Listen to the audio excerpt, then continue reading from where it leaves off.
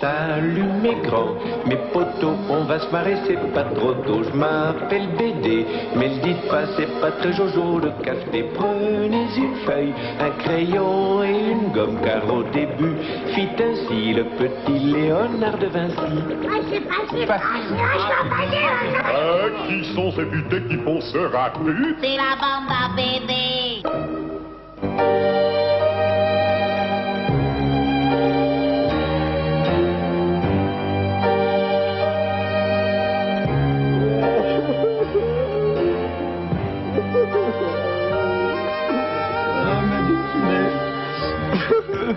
Toi qui étais la réponse à toutes les interrogations. Pourquoi fallait-il qu'il en fût ainsi? Pourquoi toi? Pourquoi moi?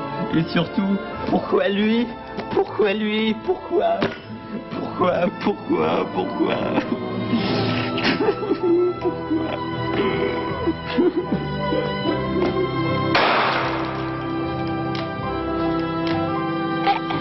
Sans doute une flèche empoisonnée. Des questions, toujours des questions. Faudrait pas prendre une demoiselle du téléphone pour des répondeurs automatiques, hein? Tout de même. Qu'il aille au diable. Soyez le bienvenu, monsieur Bercovici. Je vous présente Raoul Covin, dit le grand scénariste.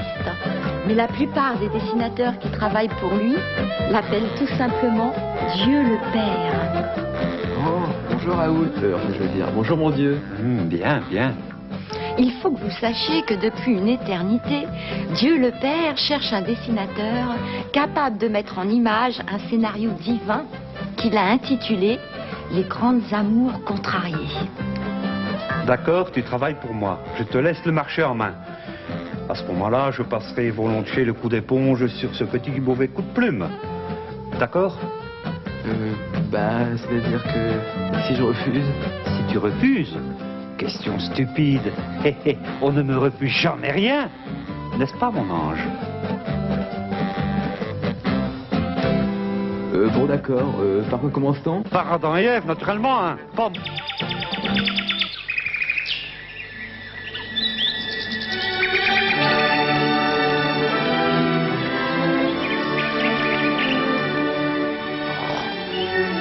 Elles sont belles, hein? Ouais, encore plus belle que l'année dernière. On va tout de même pas les laisser pourrir sur l'arbre. Qu'est-ce que tu veux qu'on fasse d'autre? Tu sais, si Dieu le Père apprend qu'on a touché à son poignet... Mais j'ai faim, moi! Bon. Alors on fait comme la dernière fois? Oh oui, oh oui, oh oui! Oui, mais moi je dis qu'un de ces jours, ça finira par mal tourner, cette histoire de pommes. Et attention, Blanche Gabriel! Vite, les trognons, vite!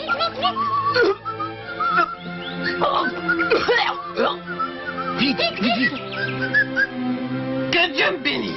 Le premier. Mais attends un peu, toi.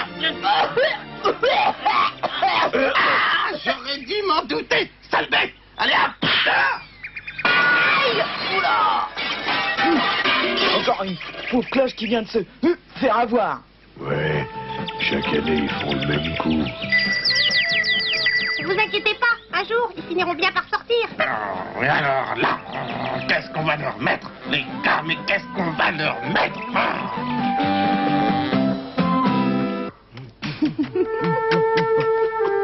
Vous habitez chez vos parents? Mais non, Philippe, écoute, arrête. Oh, ciel! Non mais ça va pas la tête? Où te crois-tu, petit misérable? J'ai déjà détruit Sodome et Gomorrhe pour moins que ça, sais-tu? D'ailleurs, suis-moi. Ce sera justement le sujet de mon prochain scénario.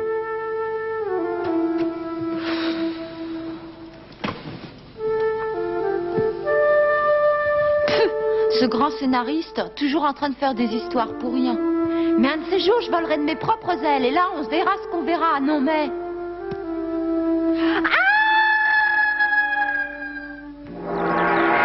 Vous avez vu, monsieur Lotte? Encore un ange déçu. Déçu. Eh oui, mon bon ami. Sans doute une nouvelle victime de la colère divine.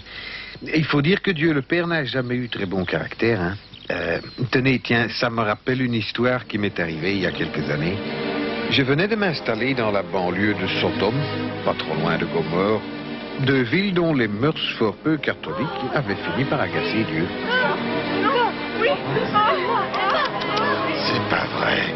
Non, mais c'est pas vrai. On croit rêver que... Oh! Oh! Oh! Cette fois, c'en est trop. Ça va être leur fête mille pétards. Grâce au ciel, Dieu, dans son infinie bonté, se refusa à me laisser périr. Je te l'ordonne amicalement, Lot. Fuis cet endroit maudit. Fuis avec toute ta famille. Allez droit devant vous. Et surtout, ne vous retournez pas. Alors Dieu donna libre cours à sa colère. En un instant, il détruisit Sodome et Gomorrhe.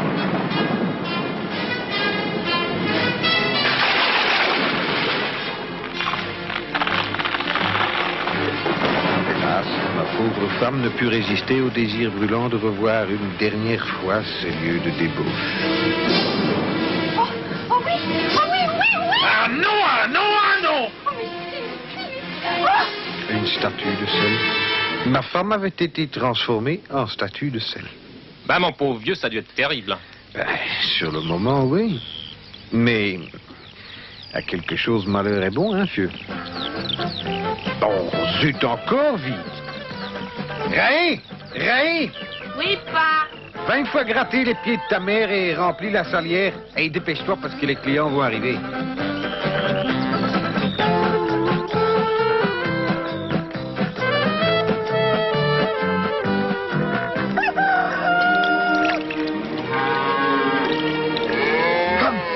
Femme, Dieu m'a fait entendre sa parole.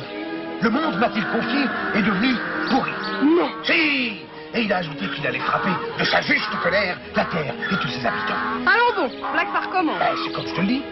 Même qu'il m'a chargé de construire une arche suffisamment grande pour contenir tous les animaux de la création. Eh ben, si Dieu lui-même s'amuse à nous mener en bateau, on n'a pas fini de ramer, hein. Noé, matelot, qui navigue sur les flots. Noé, matelot, vas-y, mets-toi au boulot. Car il faut bien l'avouer, c'est un drôle de canoë. Un canoë? Ça coûte de sous.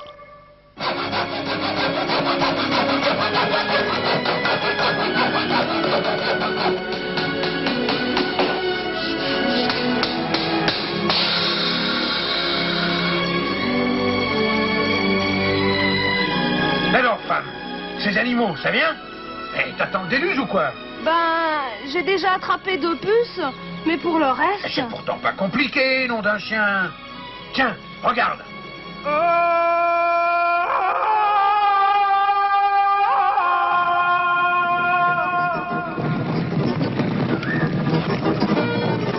Et voilà le travail. Pas de quoi fouetter un chat. Oh, ça va, écrase.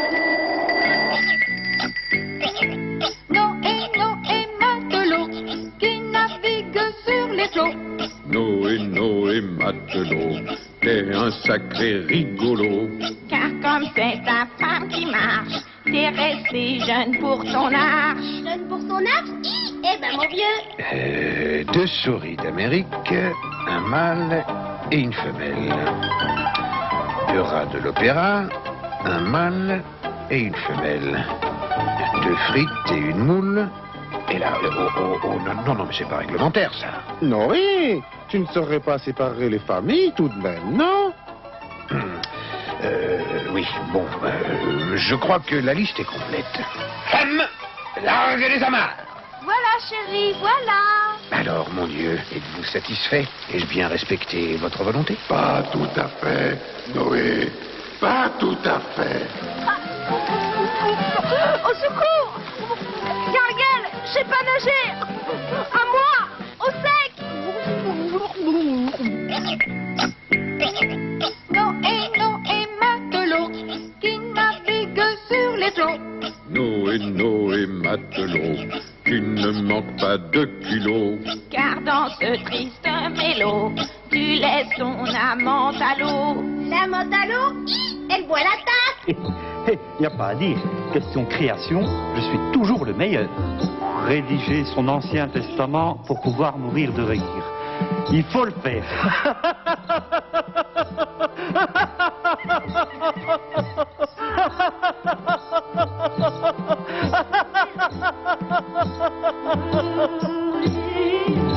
Oh, ma tête.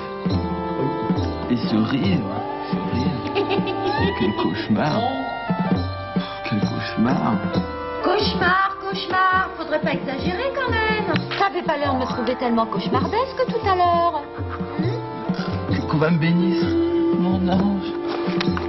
Mais par quel miracle? Je ne sais pas si le mot miracle est bien celui qui convient. Disons plutôt que j'ai suivi les bons conseils de ma mauvaise conscience.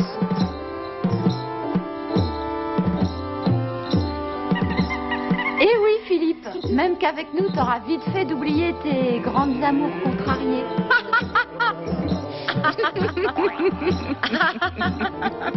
Bon, bah... tout est bien qui finit bien, quoi.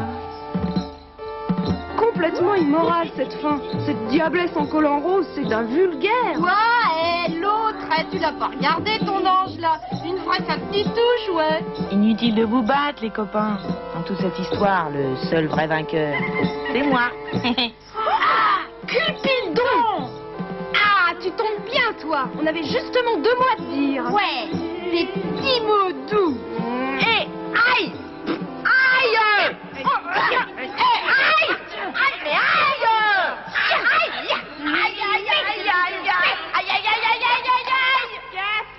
Adam et Ève, mon Dieu, c'est sûr, de l'amour libre, ouvrir la cage. Mais le serpent, c'est l'amour sûr. Tu crois ta femme et tu dégages. Alors vaut mieux tourner la page et rêver de salut le ciné, d'un amour fou comme une image, d'un amour de bande dessinée.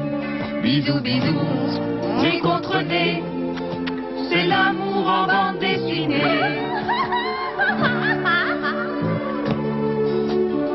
Quand Berkovitch, le rêveur, tombe amoureux d'un ange qui passe, c'est bien le diable si dans son cœur un démon n'y trouve pas sa place. Quand Cauvin, le grand scénariste, décide de refaire la Genèse, te fais pas de Bible, c'est pas triste, le diable rit, à Dieu ne plaise. Bisous, bisous, nez contre nez, c'est l'amour en bande dessinée.